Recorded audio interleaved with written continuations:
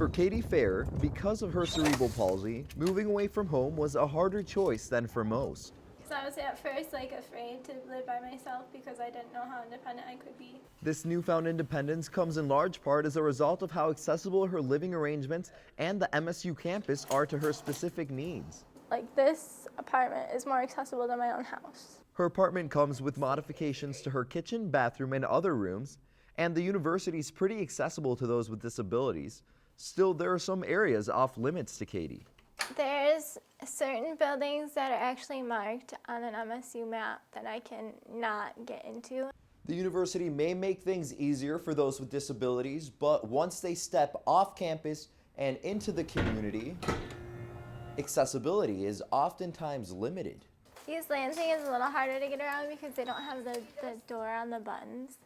So I use my feet and my arms to open and push doors. Communities like East Lansing and Meridian Township are required to meet accessibility requirements laid out by the 2012 Michigan Building Code and the Michigan Rehabilitation Code, as well as the Americans with Disabilities Act. Requirements for ADA have been in effect, originally went in effect in 1999 and then were amended again in 2009.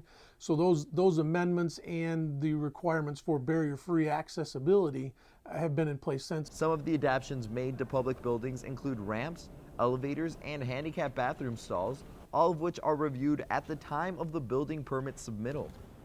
As far as any complaints regarding accessibility in buildings, if somebody has a complaint on an existing building, they would go to the Department of Justice, file a complaint. The Department of Justice may fall back to the local jurisdiction.